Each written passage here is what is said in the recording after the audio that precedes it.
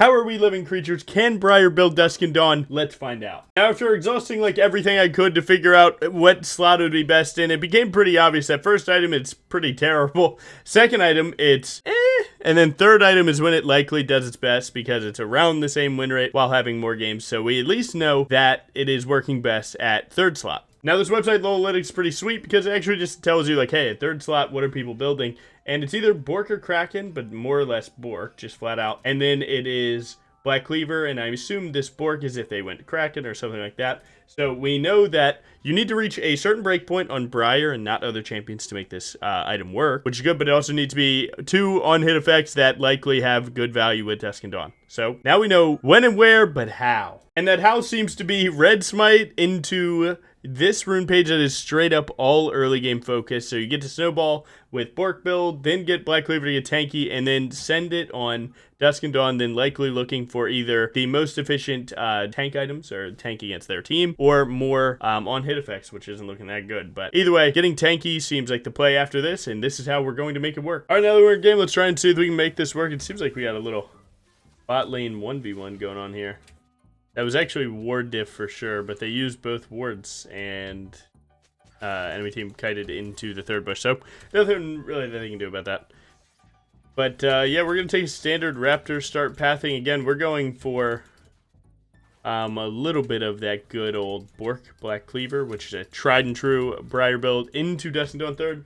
And like I likely said in the intro, because I'm recording this before I've done the intro, is that yeah, so the proc that is tracked under Dusk and Dawn is not the separate on hit being done. It's the its own proc, right? So Dusk and Dawn is an on hit effect or a spellblade effect that after you use a spell, you will get to do its effect. So when you use an ability, that's good.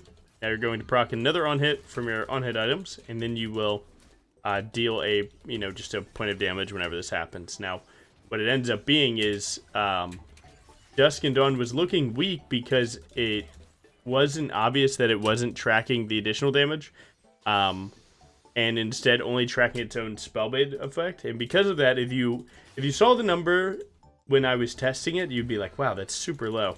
But the thing is, it's separately tracking everything else under its own name. So extra Bork damage that Dusk and Dawn causes is tracked under Bork. And with that in mind, it's definitely a little bit easier to, say like, okay, let's give it another try, because you don't just see this really small number and, think that, it's doing nothing. That makes sense? But when you start looking at everything else go up, you're like, whoa, my Bork is going up. Whoa, my Kraken's going up. Now it's like, whoa. Now we might have a real item on our hands. So it's kind of weird. We likely could have explained it better, not in-game trying to clear, but you get the point. But yeah, I think that is top, right? So we can just send this crab. He's late to crab. Is he taking a recall? Yeah, there he is. Nice. Now, mid 2v2s here aren't that good. We do have actually sudden impact plus PTA, so we're going to do a shit ton of damage, not going to lie.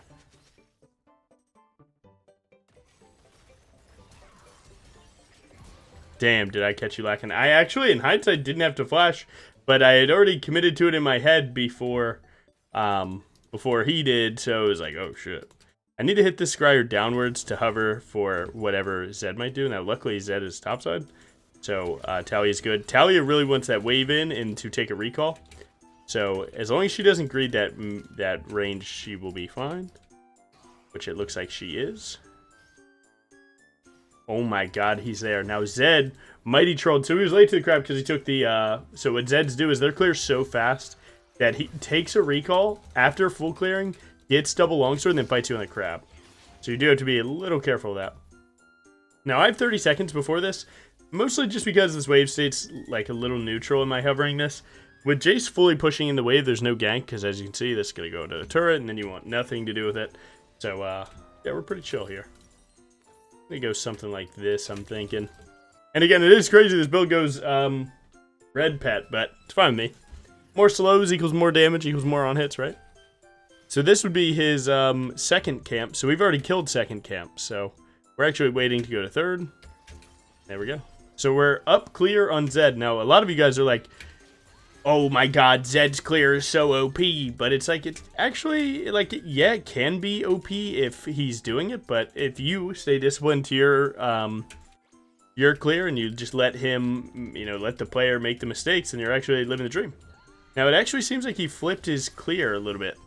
Now, that could have meant, I don't know, I should have looked harder on seeing him at Raptors. Like, that technically could have been him pathing top down the whole time, and then recalling to go to top grab, and then re-pathing top down. I would have to not be doing an intro to know that much, but the LDR, we're fine. Now, going and starting this dragon can be risky, because if he shows up and he takes the fight to you, then it would be really rough. So we'd want to pull this to left side here. Then we want to confirm what Rakan's going to do. I'm actually going to pop health pot because I'm a little scared. So Rakan not walking to this means that they likely do not know, because he would have sent it if he did. And this dragon could be really good for my game, because it could actually give me level 6, and I can gank bot on a 6 timer that Zed couldn't answer. And then he would likely take my top side for that, but we'd have turbo winning bot side. And outside of that, if the wave goes under mid, or under bot lane turret, then we're actually fine to just go top again. And again, man, it's like, it's a risk analysis. That's all this shit is. So, like, you have to know kind of what you're risking when you go for it. Bring them into the fear. Nice. We're just going to chase this guy. His flash is my flash. I'm not really too worried about it. Nice. I don't think even if I was autoing there, I'd do too much. Yeah, I don't know why this guy's saying my B. He's the goat. Do we know that this crab is the new one? I think we do, because this, it wasn't bot side on Dragon Timer, so we know that this is up. But he already got it, I see. So he did crab, and then he walked topside to check if my raptors were up. He likely could have assumed that my raptors weren't up, but not locked, like me, with his own raptors. Too easy. But I know you guys have been fiending for a Dusk and Dawn video. And again, it just needed to be, like, tracked correctly and figured out if it was actually worth it. And then I had to wait for the stats to slow down to even find a win rate for it. Because, like, here's the thing about my channel that haters won't tell you, okay? Is that I actually only try and make builds for people that actually climb with. Like, it's very easy for me to just make anything builds. Like, have you guys tried an Enchanter AP tank Briar? It's insane. Like, no, man. I make builds that people can actually climb with.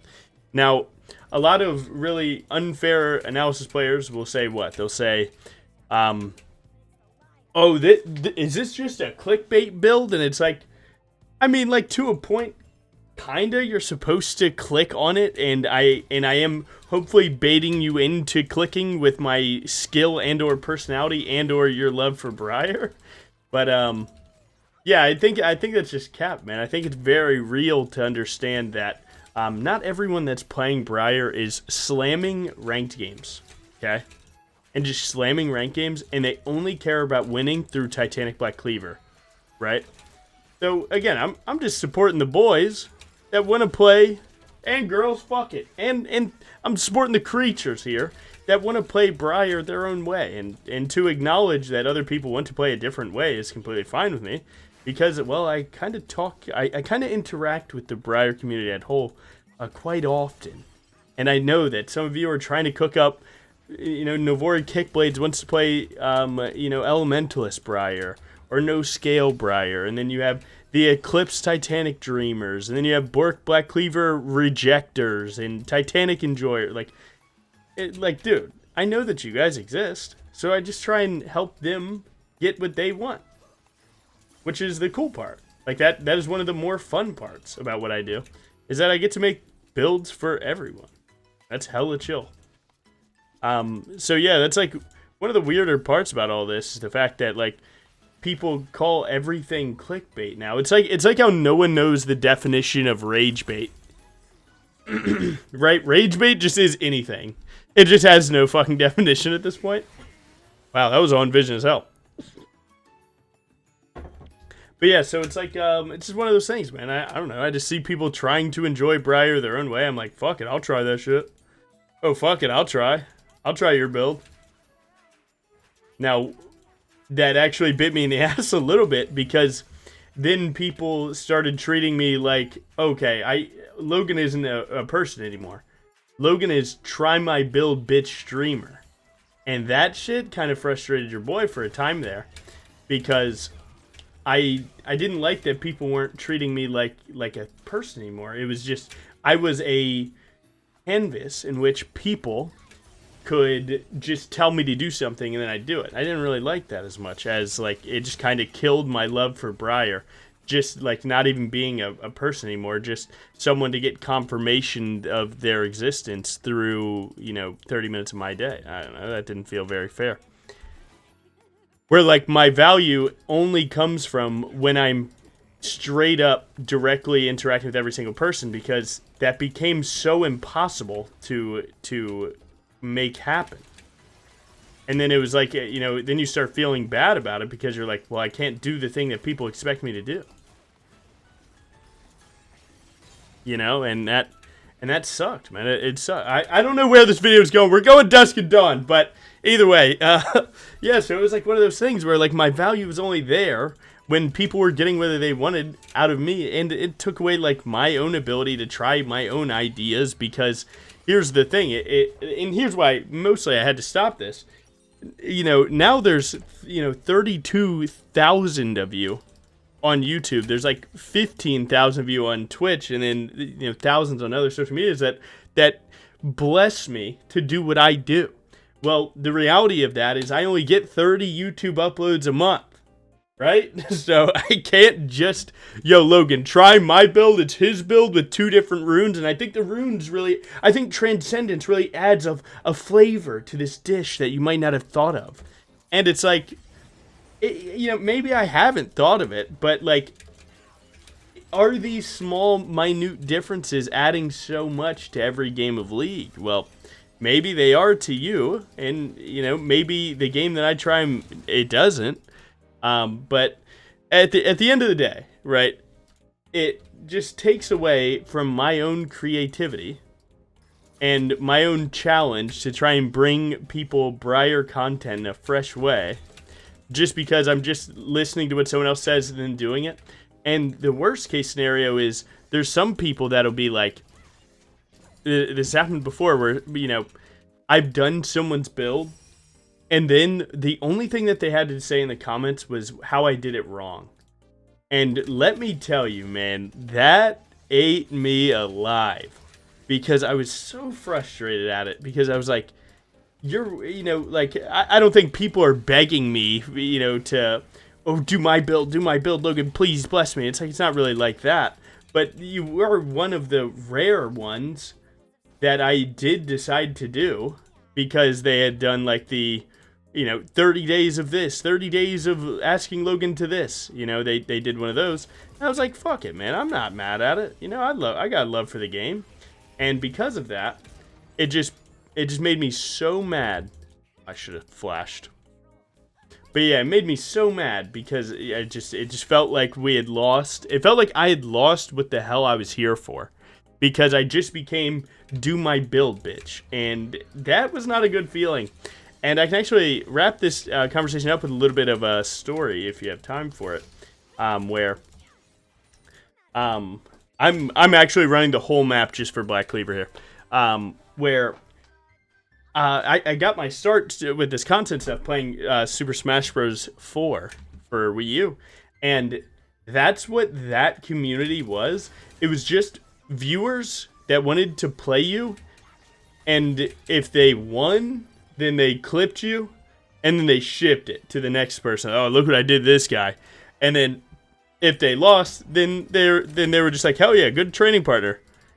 Well, the thing is, you never got sold to them. You were never something. You were just the canvas for them. And although there's definitely a time and place for that, it just wasn't for me. Yeah, it wasn't for me. And some people make a living off doing it, and it's like, fuck yeah, that's badass. But to me, that's not what I'm here for. So because of that, I didn't want to do it anymore. And again, I really don't have hate for the game, like for people that do that or people that like that or anything. I really don't. I despise it because it's not what I want, of course. I fucking hate it. It made me upset. Just feeling like I wasn't a person to these people, being sold to them. I was just, hey, this guy's live. Fuck it, let's do that. You know, I don't know, it maybe sounds ungrateful, maybe I'm not phrasing it correctly, but you can likely understand what I'm saying. Where it's like, it just, you know, I just didn't have value as a person to these people. I was just like, I was literally I was the late night call. I was the late night call, man. They were just using me. And yeah, that sucked, right? I didn't like that. So, yeah, I had to cut that shit out in that game. And I came to this game, and I was like, maybe it'll be different. And no, I was humbled by it. Oh, Logan, thanks for doing my build. But you didn't do it correctly. And, yeah, you didn't get a lot of value in these spots with the thing. And it's like, they were never saying it in good faith, like, hey, it was actually badass. And you know, here's more that you could have done with it. Which is completely fine. It was, like I don't know, like they were insinuating something that they were not willing to say, and it's like, what the hell? So I didn't like that. But yeah, Dusk and Dawn was looking pretty cool here. So how did we get here, right? It's because I like trying to find different ways to play Briar for you guys, and Dusk and Dawn is something that I had to put a lot of time into to figure out how to make it playable, or I had to be shown how it's playable by like stat websites, and you guys are cooking, and that's completely fine with me, to be honest, because like I could find ways to make this item work, but what's the most efficient? Well, I'll have stat websites give me like a good push in the right direction, because, you know, as you saw, right, first and second item it's negative win rate. Well, third item it starts cooking. So like, is there some sort of breakpoint that you have to meet in the value department? And you know, I'm fine with learning. Not above that. But yeah, so, I don't know, we've done 1 million full clears, we've shown up to fights, we're kind of cooking, we have winning mid-bot, hard losing top lane, we cooked up a fight for grubs, I think it was, or something up here, it went good, we're going to third Drake, kind of yapping my ass off here. Again, it's a Sheen item, so for those of you that don't watch my AP videos, Sheen is actually a decent item on Briar, and I can show you how to utilize it best here. So what happened? They're going to defend these. So what you do, right, is you W1, and then you have to wait 1.5 seconds, then Q, and then W2, and then you have it with E following that. So, I likely should have been taking their camps this whole time. My bad. A little unlocked. I'll lock in a little bit. But, yeah, so Sheen actually has like an important understanding barrier, I'll say, where if you don't know that you have to sequence in such a way, you're going to miss out on a lot of damage, and you're going to feel like Triforce and other Spellblade items are really weak, but they're not as weak as people do it. They just don't know how to play them. So like right here, I'm okay with doing 2 autos, delaying, W1, Q, W2. Seems like they're about to snap engage, so I might have to find an ang. Jace is actually going bot lane here, so no one's collecting this next top wave, so I'll go do that. And then I'll turn back for my Krugs and go fully money maxed here. Seems like the conversation took a turn. We feel good. I really don't mind having conversations like that, man. I'm very happy with like kind of explaining that part to you guys, because again, I think there's a lot of like just really unfair takes. I don't know, just because I'm in front of the screen that people treat me so differently, and I hate it, man. It actually, I hate it so much. I really do. You know, I had one conversation, and again, I'm not really trying to to pick on people, but like people saying like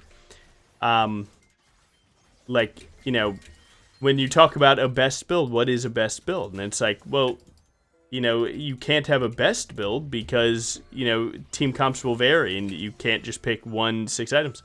And, you know, my argument is that, like, you can likely pick the best one is the one that would work in most of those options, and that's what likely would be called the best, is how I understood it. But, you know, I don't know, man. I just think that sometimes it's, like, pretty unfair to, like, I don't know, to say that I was saying that this build would work in every single game imaginable possible, and it's like, I don't think at any point I said that. Likely scenarios are real. I don't want to do this, but I might have to. No shot, he goes back. Okay, nice. Him using Flash there is like just straight up worse than death because he can't play for a Steel and Baron and he doesn't have Flash for Dragon Soul. But alright, so how does this work? So, Bork has done 1,000 damage. Now, let's say a combo against GP would do 700.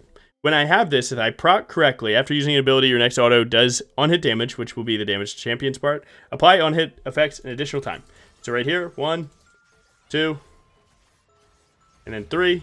And you can see we get extra Bork procs, and that is where we're going to find the value in this item, is that Bork already will be doing, let's say, 700 damage. Now, through these procs, we'll have more. So we're going to separate our spells here. 1 and 2, and we actually didn't even get to the point to do 3. Now, one thing, don't just cast the Rift here, okay? Because remember, when you hit 4, you have to do the animation of dropping the Rift. Well, if it's going to drop in your pocket either way, just let it happen, because then you actually save the animation of standing there and charging it. So it's a 1%er. Right, Aphic, where you at? You watching this one, man?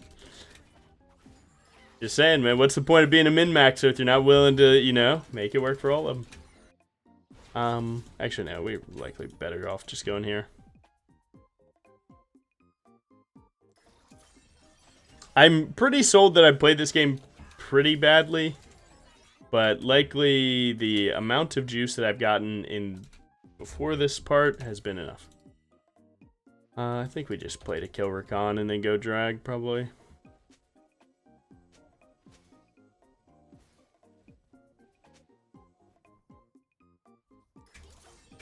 That's his W. Nice.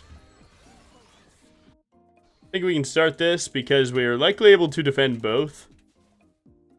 Zed could go for the rush, but the thing is that if we see him rush it, we would likely have this dead already. Separate my Dusk and Dawn procs as much as I can. Get E on cooldown ASAP. Take that one to the dome. And you can see right here, we got that. And we actually don't need to smite because we have Callista. Now they're still down a player. So now would be best to look for a team fight, to start the team fight and then win it. So she sees that. I'm going to ult and then try and get away from the Jinx trap so I don't land rooted. Nice.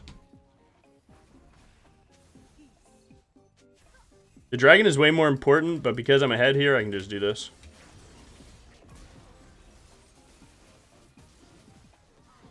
I did all that to still use the smite, so life is good.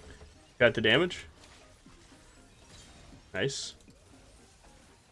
Huge. They're likely going to FF here.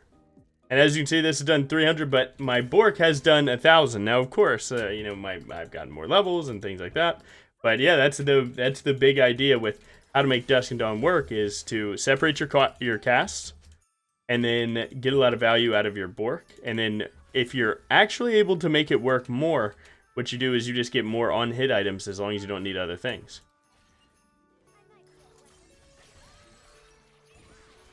Nice.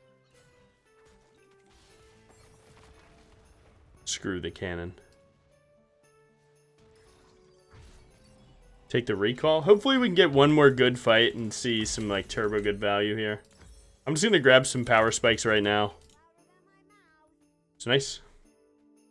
Yeah, you can see these runes actually cooked too. This is like the early game runes. Like if you want to ensure a good early game like skirmish, this is what you'd likely go.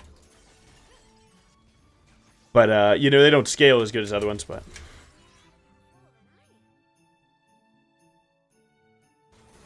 my team is cooking. I'm going to try and go for an ult here just to get some value out of this. It's likely going to hit his ear, and then he's going to fly me under tier 4s. Luckily, that didn't happen.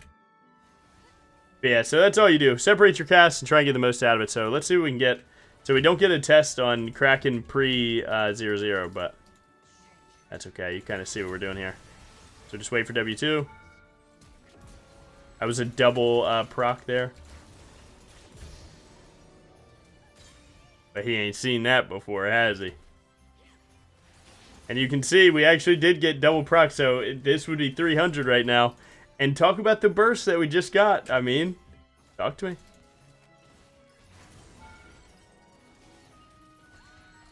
Maybe cookable. Not cookable at all. But that slow was crazy. I should have played it better. I could have killed, actually. Nice. We're taking a lot of armor. Or AD, so armor's good. to be honest, I'm happy with this game going a little bit longer so we can actually test more of the stuff. But yeah, man, this it does get going pretty fast. I don't think this item is finding its way into a ton of builds, but it definitely, you know, I don't know, it's a fun way to play. It's way more fun when you know when the proc will hit, and then you get to really, like, you know, utilize it well and make sure that you're always hitting on, you know, Spellblade timings and Kraken timings. Oh no. Oh no. No. They can't win, it's okay. Logan mid lane, no, Logan jungle would have, he would have to DC really hard. Nice. Yeah, well, now one way that a lot of you guys throw in late game like this, when like you have the open nexus but teammates are dying, you just have to sync up with them. So what I do is I watch this guy with every fiber of my being. I make sure he doesn't die. Okay, what that does, it allows me to get my whole team together, and then we just walk down mid and we end this game. But if you let him get caught and die, then you have to do that again. And then if someone else gets caught, you have to do it again. And suddenly, this Jinx has a 4th item. And then, let's say someone throws a team fight. Now, Jinx has a 5th item. And it stacks up really fast. So it's actually on me to not, like, walk into a death trap right here, too. Where, like, Rakan might come toward this. If I go too hard to kill Rakan, then I might get caught. So while this is here, I'm actually going to pivot like I'm recalling. And I'm going to go back. A little bit of mind control, if you will. Not so sold on this being a great engage. Yeah, it was somewhat of a one-shot there. Tally wall. Oh. Zed, come to me. Bring him to me. He's going to go back. And GG. And would you look at that? Yeah, you don't get to see it in the numbers that much because they just die so fast. If there was a tank or something, you guys could have likely saw a lot there.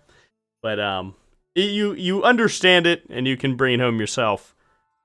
It is what it is. But yeah, like we always say, the jungle account's going well. People are saying that Briar jungle is bad. I don't know. I'm doing good, and like you can't even act like oh well, you're just smurfing a diamond. It's still early season. This Gangplank was Grandmasters. It is what it is.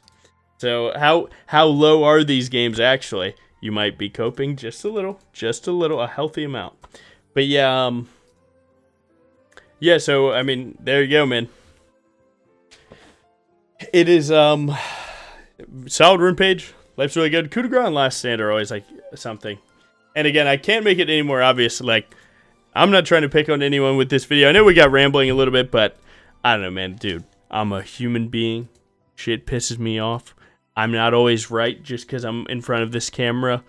All the things that, for some reason, people need me to say, although they're likely implied because, well, we're all humans on this earth, right? We're all just trying to get through our day.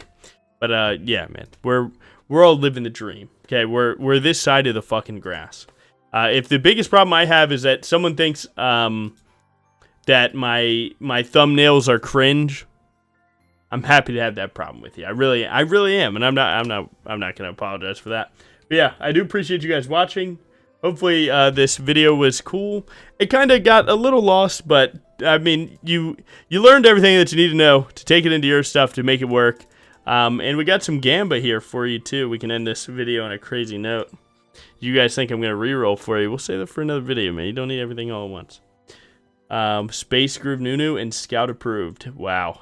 That feels like a loss. I'm kidding. You guys have a good one. Thank you so much. Peace.